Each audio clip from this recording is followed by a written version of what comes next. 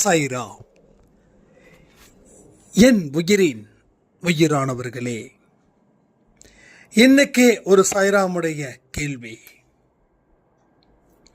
என்ன நான் செதுக்கணும்னு நினைக்கிறேன், ஆனா கூட இருக்கக்கூடிய உறவுகள் என்ன நல்ல வழியில போக விடவே மாட்டேன்றாங்க. எனக்கு பல இடைஞ்சல்களை கொடுக்குறாங்க. நான் இதில் இருந்து எப்படி என்ன காப்பாற்றிக் கொள்வது? நான் ஏற்கனவே நிறைய பாவங்கள் செஞ்சதால துன்பத்தை அனுபவிக்கிறேன்.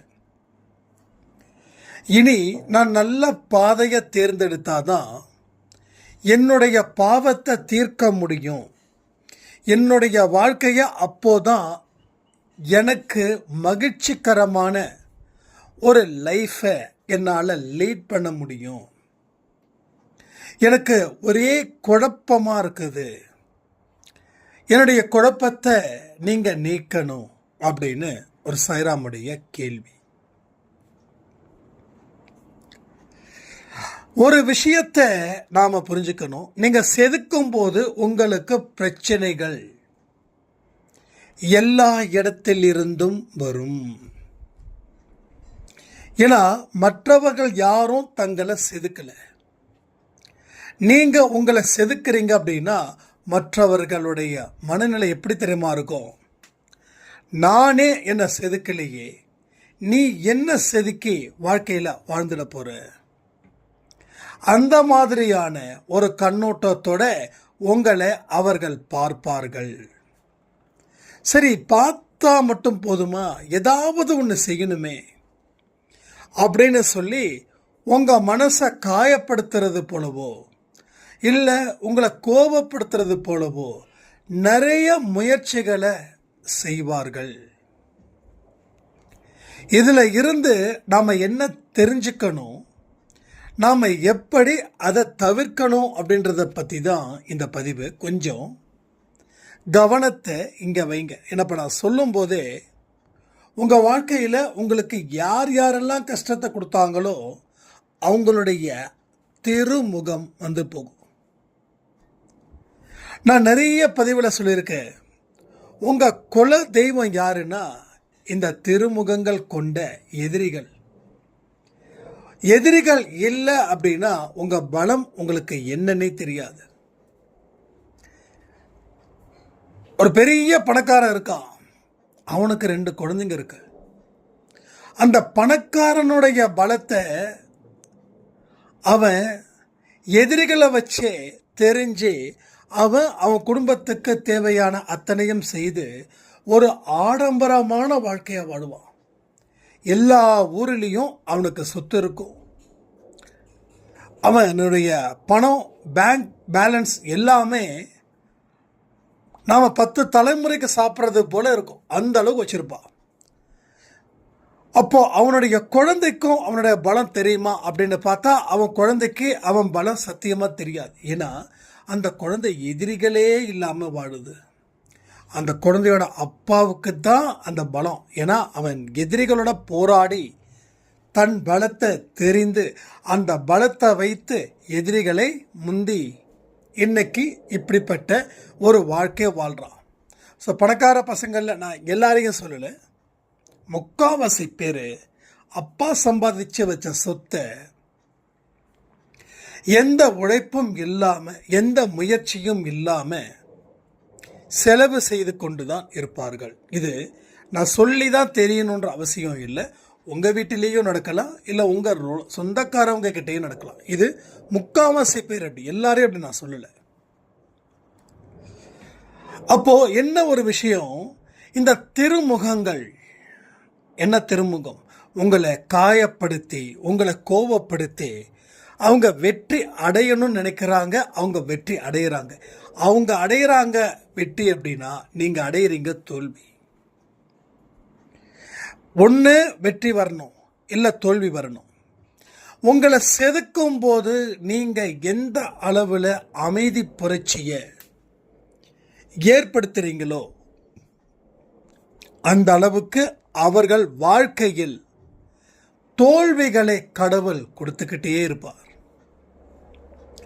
ஒரு விஷயத்தை நான் சொல்கிறேன், எதிரிகளை நீங்கள் வெல்லணும் நினச்சிங்கன்னா நீங்கள் அமைதியான பயணத்தை தொடங்குங்க. அமைதியாகவே இருங்க. அந்த எதிரிகள் உங்ககிட்ட கேட்பாங்க, டே உனக்கு சூடு இல்லையா, சொரணை இல்லையா? நமக்கு சூடு இருக்கு, சொரணை இருக்கு. சூடு இல்லை, சொரணை இல்லைன்னா நாம் செத்து போயிடுவோம். செத்துப்போன பணத்துக்கிட்ட அவன் கேட்டா அவன் முட்டாள். ஆனால் உயிரோடு இருக்கக்கூடிய நம்மக்கிட்ட அவன் கேட்குறானா அவன் முட்டாளா அறிவாளியா? நீங்கள் யோசிச்சுக்காங்க. உங்களை பிறர் திட்டும் போது நீங்கள் அமைதியான முயற்சியில் உங்களை நீங்கள் செதுக்கிக்கிட்டு இருக்கீங்க. அப்போது அவர்கள் உங்களை காயப்படுத்துகிறாங்கன்னா மனதளவில் நீங்கள் அவர்களை முட்டாளாகவே நினையுங்கள். அப்போ நமக்கு எந்த இடத்துலையும் அவங்க மீது வெறுப்பு வராது.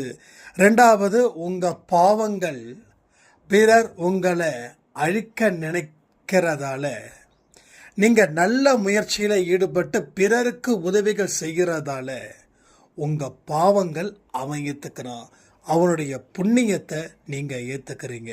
இப்போது ஒரே கல் தான், ஒரே கல், ஆனால் பல மாங்காய். எத்தனையோ கல்லை எடுத்து அடிக்கிறாங்க ஒரு மாங்காவை பறிக்க. ஆனால் அந்த மாங்காய் இவங்க கைக்கு வரவே இல்லை, கல் மட்டும்தான் காலியாகுது. ஆனால் அன்பேசாய் குடும்பத்தில் இருக்கிற ஒவ்வொருத்தவங்களுக்கும் ஒரே ஒரு கல்லை எடுத்து, அந்த கல்லுக்கு நம்பிக்கையும் இருக்கு, அந்த கல்லுக்கு சக்தியும் இருக்கு, அந்த கல்லை கடவுள் ஆசீர்வதிக்கிறாரு. என்ன கடவுள் ஆசீர்வதிக்கிறாரு? நல்லவர்களுடைய ஆசீர்வாதம் எனக்கு இருக்குது. இப்போ நினச்சி அந்த மாங்காய் வாடிங்க. நீங்கள் அந்த மாங்காய் மரத்தில் இருக்கிற ஒட்டுமொத்த மாங்காவும் ஒரே கல்லில் சிந்தாம சிதறாம உங்கள் மடியில் வந்து விடும். நான் என்ன சொல்கிறேன்னா புரிஞ்சுக்கோங்க. அதுக்காக மாங்காய் மரத்தில் போய் நம்ம மாங்காய் அரைக்க போகிறது இல்லை, அது நடைமுறைக்கு சாத்தியம் இல்லை.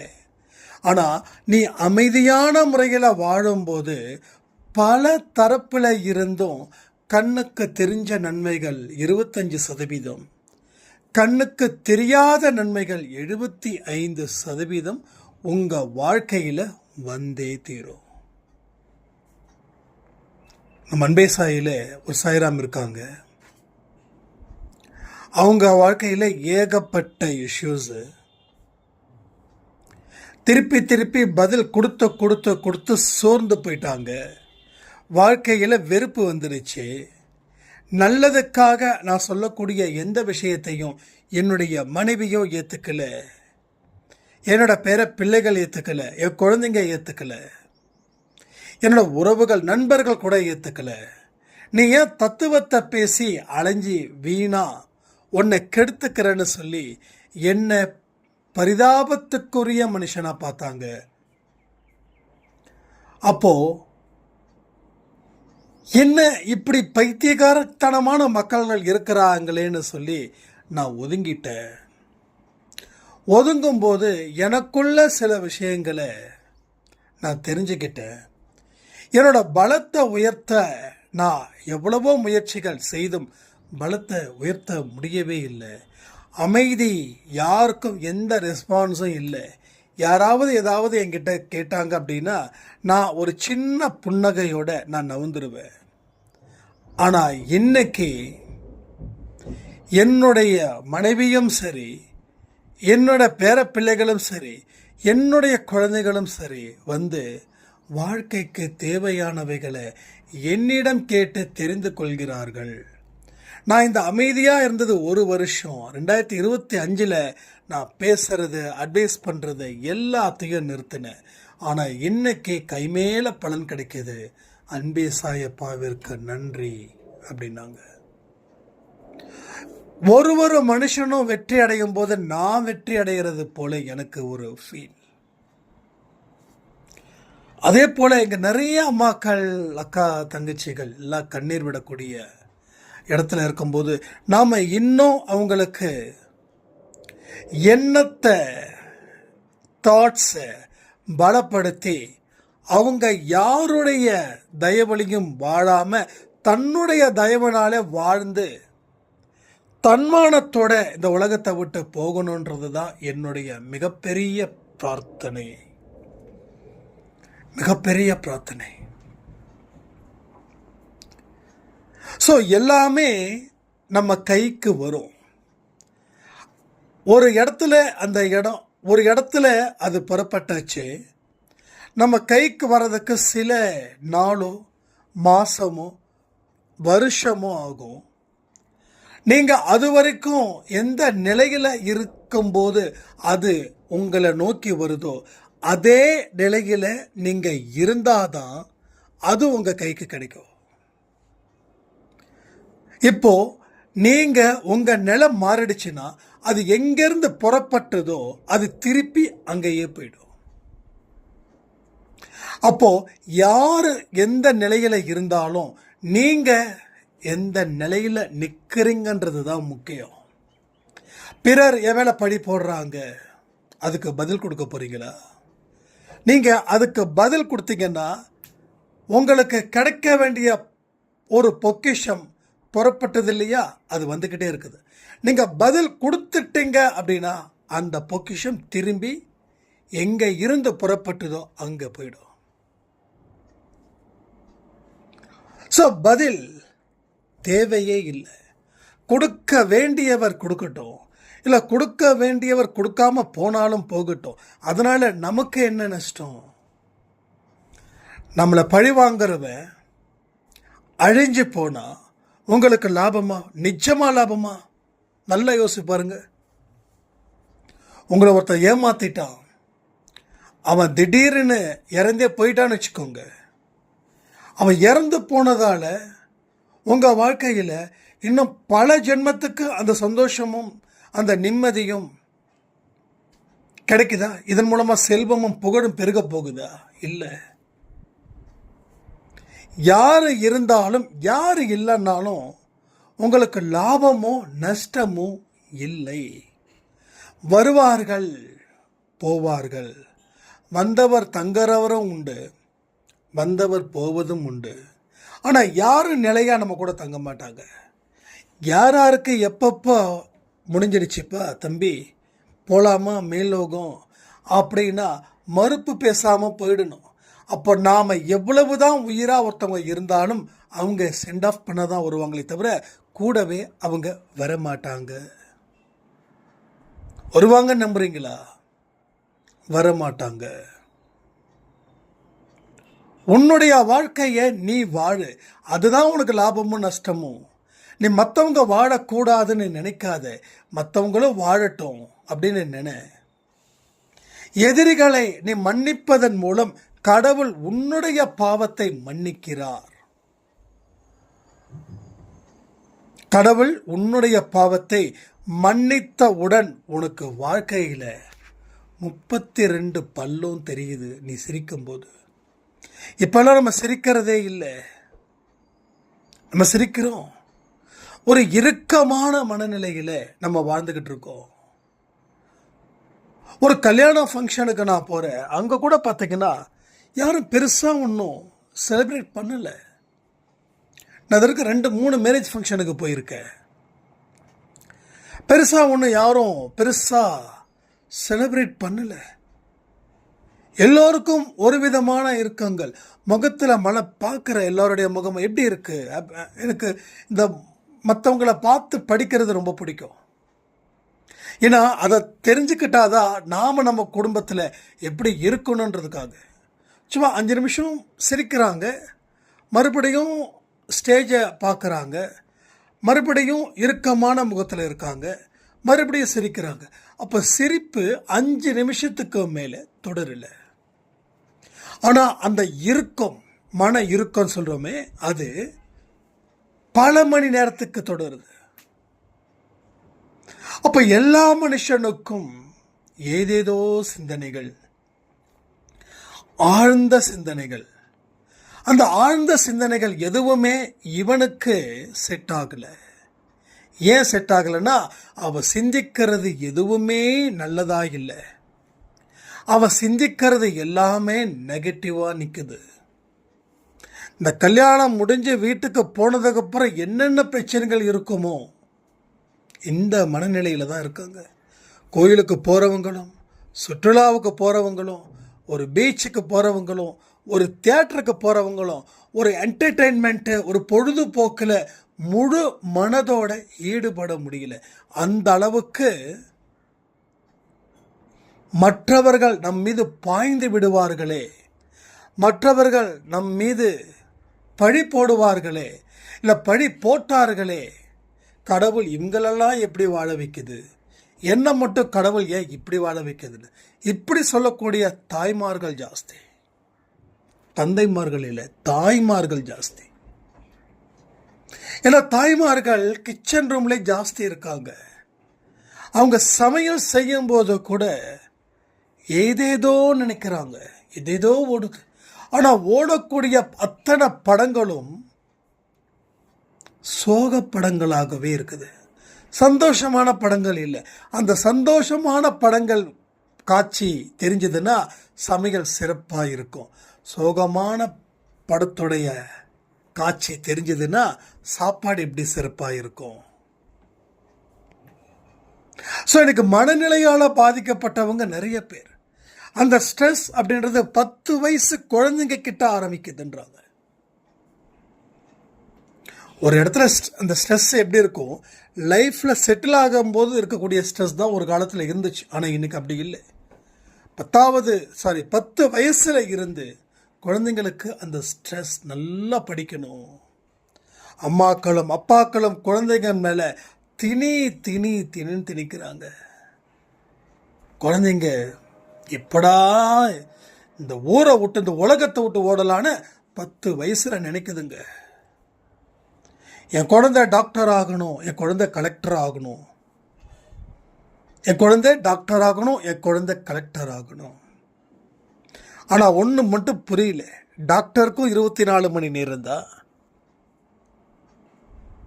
கலெக்டருக்கும் 24 மணி நேரம் தான், நம்ம சிஎம் பிஎம் பிரசிடெண்ட் இவங்களுக்கும் 24 மணி நேரம் தான். எல்லோருக்கும் வலிச்சா அடிச்சா வலிக்கும், எல்லோருக்கும் அழுத்தமும் ஒன்று இருக்கு. ஸோ எல்லாருமே சக மனிதர்கள் தான்.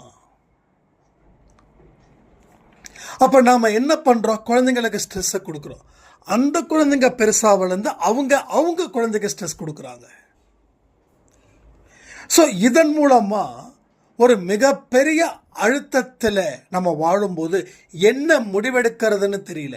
தப்பான ஒரு முடிவை எடுத்து இது சரியான முடிவு, ஏன் இந்த முடிவை எடுத்தீங்கன்னா பாஞ்சிருவாங்க. ஏன்னா தப்பான முடிவை எடுக்கும்போது நமக்கு ஒரு பயம், ஏன் இந்த முடிவு எடுக்கிறீங்க, பார்த்து யோசிக்கலாம்ல, இப்படியே இருந்தால் என்ன பண்ணுறது, யாரையும் மதிக்காமல் ஏன் இந்த முடிவு எடுக்கிறீங்கன்னா அதுக்கு ஒரு பதில். இதெல்லாம் நடக்குது இங்கே. ஸோ நீ முடிவெடுக்கும் போது சந்தோஷமான மனநிலையிலும் இருக்காத, ஒரு உணர்ச்சி வசப்பட்ட நிலையிலையும் இருக்காத. நீ தள்ளி வை, அதுக்கப்புறமா யோசி, அறிவை கொண்டு யோசி, மனசை கொண்டு யோசிச்சு நீ முடிவு பண்ணா எல்லாமே நாசமாக போயிடும். அறிவை கொண்டு நீ முடிவு பண்ணா எல்லாமே உனக்கு சாதகமாக மாறும். இப்போ எடுக்கிற முடிவு உனக்கு சாதகமாக இருக்குதுன்னு நினச்சி நீ எடுக்கிற, ஆனால் இதுதான் உனக்கு பாதகமாக போகுது. ஏன்னா உடனுக்குடன் எடுக்கிற முடிவு இல்லை. சாய்ராம், 1 மாதம் கழித்து தான் நான் எடுத்தேன், ஆனால் அப்பையும் எனக்கு மைனஸாக போயிடுச்சுன்னா நீங்கள் அந்த 1 மாதம் ஒரே பக்கத்தில் நின்று யோசிக்கிறீங்க. உங்களுக்கு ஏன் 1 மாதம் கழித்து முடிவெடுக்க சொல்கிறேன் தெரியுமா? 2 சைடு பக்கத்தையும் படிக்கணும். 2 சைடு பக்கத்தையும் படித்து அதுக்கப்புறமா என்ன பதில்ன்றதை நீங்கள் எழுதணும். ஒரு சைடு பக்கத்தை 1 மாதம் இல்லை, 1 வருஷம் இல்லை, 10 வருஷம் படித்தாலும் நீங்கள் அந்த முடிவை எடுப்பீங்க, அது உங்களுக்கு பிரச்சனையாகும். இந்த டியூரேஷன் ஏன் சொல்கிறேன்னா, 2 பக்கத்தையும் படி, அதில் இருக்கக்கூடிய கஷ்டத்தை பாரு, அதில் இருக்கக்கூடிய நஷ்டத்தை பாரு, அதில் இழக்கக்கூடிய இழப்பை பாரு. இது ஒரு பக்கம். இன்னொன்று, இதன் மூலமாக எவ்வளவு லாபம், இதன் மூலமாக என்ன பெற முடியும், இதை எதற்காக இந்த முடிவை எடுத்த, உன்னுடைய வாழ்க்கையில் முன்னேற்றத்தின் அடிப்படையில் இந்த முடிவை எடுத்தியா? அதுக்கு தான் டைமிங். ஒன்றும் இல்லை, என்னுடைய 2வது கல்யாணத்துக்கு நான் 4-5 வருஷம் காத்திருந்தேன். எத்தனையோ ப்ரப்போசல்ஸ் கிட்டத்தட்ட 20 இருந்து 30 வந்திருக்கும். அதில் 2-3 கிட்டத்தட்ட கன்ஃபார்ம் ஆகுற மாதிரி இருந்தது. பட் எங்கேயோ ஒரு இடத்துல வேண்டாம். எல்லாமே நல்லவங்க, ரிஜெக்ட் பண்ணவங்க எல்லாம் மோசமானவங்கன்னு சொல்லிட முடியாது. என்றைக்குமே நான் யாரையும் குறை சொல்ல மாட்டேன். ஆனாலும் நமக்குள்ள ஒரு விஷயம் இருக்குமே, அது கல்யாணம் எனக்கு தேவையா, இதை யோசித்து முடிவு பண்ணதுக்கு 4 வருஷம் ஆச்சு, 4-5 வருஷம் ஆச்சு. அப்போது எந்த அளவுக்கு தள்ளி போடுறோமோ அந்த அளவுக்கு 2 பக்கத்து சைடையும் நம்ம படிக்க முடியும். படித்து அதில் இருந்து நாம் கற்றுக்க முடியும். கற்றுக்கிட்டு அதில் இருந்து நாம் ஒரு சிறப்பான தொடக்கத்தை ஏற்படுத்த முடியும். ஏன்னா ஏற்கனவே பல எமோஷனலை பார்த்தாச்சு. எப்படிங்க திடீர்னு முடிவெடுக்கிறீங்கன்னு சில பேர் உங்களை பார்த்து பெருமையாக கேட்கலாம். நீங்களும் கெத்தாக சொல்லலாம். ஆனால் கெத்தாக சொல்கிறது அந்த நேரத்துக்கு கெத்தாக இருக்கும். அந்த முடிவெடுத்ததுக்கப்புறம் யார் உங்களுக்கு கெத்துன்னு சொன்னாங்களோ அவங்கக்கிட்டே நீங்கள் உதவிக்கு கேட்கும்போது அவங்க ஒரே ஒரு வார்த்தை சொல்லுவாங்க, நான் அப்போவே நினச்சேன் நீங்கள் எடுத்த முடிவு தப்புன்னு. இப்போ நம்ம காலில் போட்டுக்கிறத நாமளே நம்ம அடிச்சுக்கிற மாதிரி ஆகிடும். ஸோ நீ கெத்தாக வாழ்கிறது முக்கியம் இல்லை, நீ சக்ஸஸ்ஃபுல்லாக வாழ்கிறது தான் முக்கியம். நீ இருக்கிற இடத்த 10 பேர் பார்க்கணும்னு நினைக்காத. அப்போது உன்னோட கவனம் அவங்களுக்காகவே போகும். அப்போ அவங்கள அட்ராக்ட் பண்ணணுன்றதுக்காக உனக்கு வாழ்க்கையில் வராத விஷயத்தையும் நீ வரணும்னு நினச்சி அதன் மூலமாக நீ பெரிய ஸ்ட்ரெஸ்ஸை உருவாக்கி உன்னை நீ சிதைச்சிப்ப. உன்னை சிதைக்கிறது ஓகேவா, இல்லை உன்னை வளர்க்கறது ஓகேவா? ஸோ உங்கள் பாதையில் நீங்கள் செல்லும்போது தான் கடவுள் பார்த்துக்கிட்டே இருக்காரு. எந்த இடத்துலையும் அந்த பாதையை இவன் மாற்றவே இல்லை. சரி, அவனுக்கு கேட்டதை கொடுத்துடலாம் அப்படின்லாம் பண்ண மாட்டார். அப்படி செய்ய மாட்டார். கேட்டதை உடனே இந்தப்பா பொண்ணும் பொருளும் வச்சுக்கோ அப்படிலாம். அந்த பொன்னும் பொருளையும் பெறுவதற்கு எவைகள் எல்லாம் தடைகளாக இருந்ததுவோ அந்த தடைகளை அவர் தகர்த்தெறிவார். நல்லா புரிஞ்சுக்கணும், இதுதான் பாயிண்ட். நான் நினைச்சதை நடந்துருங்களா? எஸ், நீ நினைச்சதை நடந்துடும். ஆனால் நீ நினைச்ச இல்லை, அது நடக்காமல் இருக்கிறதுக்கு சில தடைகள் இருக்குல்ல, அந்த தடைகளை அவர் தகர்த்தெறிகிறார். அப்போ என்ன செய்யணும் சாமி? என்ன செய்யணும்? செயல்படணும். ஒன்றும் இல்லை, சினிமா ஆக்டரில் எல்லாரையும் தெரியும். ஆனால் எல்லாருக்கும் தெரிஞ்சவரை பற்றி நான் சொல்கிறேன், ரஜினி. ஏன் நான் அடிக்கடி ரஜினி சொல்கிறேன் அப்படின்னா, அவருடைய ஸ்டைல் பிடிக்கிறத தாண்டி அவருடைய அந்த ஸ்பிரிச்சுவாலிட்டி அண்டு அவருடைய பணிவு, யாரையும் குறை சொல்லாத ஒரு குணம், இது எல்லாம் எனக்கு பிடிக்கும். அப்போது எனக்கு யாரெல்லாம் பிடிக்குதோ அவங்களுடைய பர்சனல் லைஃப்பில் நான் ரொம்ப அட்டாச்சாக இருக்கேன். அவர் தண்ணி அடிக்கிறாரு, சிகரெட் குடிக்கிறாரு, எஸ் அவர் குடித்தார், அதுக்காக நானும் குடிக்கணும்னு இல்லை. அது வெறித்தனமான ரசிகர்கள் கூட்டம். நான் அவருக்கு ரசிகர்கள் கிடையாது, நல்ல மனுஷனுக்கு நான் ரசிகர். அப்போது சினிமா ஃபீல்டில் இப்போ வரைக்கும் is a superstar, right? அவர் ஒருவேளை ஒரு 2000 நடிக்கிறத விட்டுட்டாருன்னு வச்சுக்கோங்க, என்ன ஆகும்? அப்போ அந்த சூப்பர் ஸ்டார் பட்டத்தை இன்றைக்கி எத்தனையோ பேர் அடைஞ்சிருக்க மாட்டாங்களா?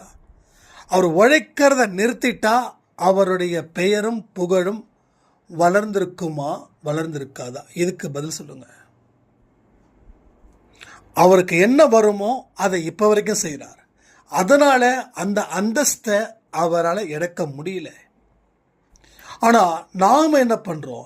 நான் எதையுமே செய்யாமல் நான் நினச்சது நடக்கணும் அப்படின்னா, நீ செயல்பட்டும் போது தான் உனக்கு என்ன தேவை இருக்கோ அந்த தேவையை அவர் நிறைவு செய்கிறார். நீ உழைக்கும் போது, நீ உழைக்கலைன்னா என்ன ஆகும்? கடைசி வரைக்கும் இப்படி தான் உட்காரணும். அப்போ சூப்பர் ஸ்டார் வந்து உழைச்சார். இப்போ வரைக்கும் இன்னைக்கு வரைக்கும் அவருக்கு தெரியாத விஐபிஸே கிடையாது. அத்தனை நல்ல மனுஷன். சில பேர் அரசியலுக்காக எதிர்க்கலாம், ஏன்னா அது வேறு வழி இல்லை. பட் உண்மையிலேயே அவங்க எதிர்க்கிறாங்களா? இல்லைங்க. அரசியலில் வந்தாருங்க, எதிர்க்க வேண்டிய ஒரு கட்டாயம், எதிர்த்தேன், அவ்வளோதான். எத்தனையோ பேர் அவருக்கு வந்து ஏகப்பட்ட பிரச்சனைகள் கொடுத்தாங்க, ஆனாலும் அவரை பகைச்சிக்க மாட்டாங்க. எத்தனையோ பேர். ஸோ இது மாதிரி நிறைய பேர் இருக்காங்க. உங்களுக்கு தெரிஞ்சது, எல்லாருக்கும் தெரிஞ்சவரை வச்சு நான் சொல்கிறேன், அவ்வளோதான். அப்போ நாம் ஏன் ஒரு இன்ஸ்பிரேஷனலாக மற்றவங்களுக்கு இருக்கக்கூடாது? அப்படி இருந்தால் வாழ்க்கையில் எவ்வளவு நல்ல விஷயங்கள் நமக்கு நடக்கும். இதையெல்லாம் புரிஞ்சுக்கோங்க. உங்கள் பாதையை தயவு செய்து மாற்றாதீங்க. மாறாத போது தான், நீங்கள் மாறாமல் இருந்தீங்கன்னா கடவுள் கொடுக்க வேண்டிய அத்தனை பொக்கிஷங்களும் உங்களை தேடி வரும்னு சொல்லி இந்த பதிவை நான் முடிக்கிறேன். ஜெய் சாய்ராம்.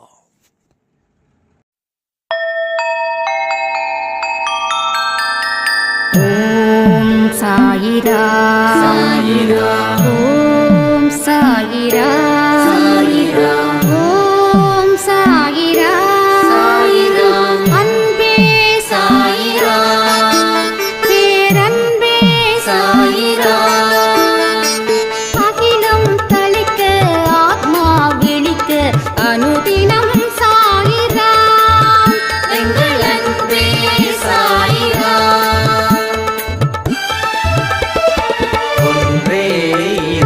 ஒன்றே பூமிக்கென்றும் சாயிரா, சரணம் சாயிரா, நன்றே செய்து வாழ்வோம், நாம் ஒன்றே செய்து வாழ்வோம், அன்பே சாயிரா.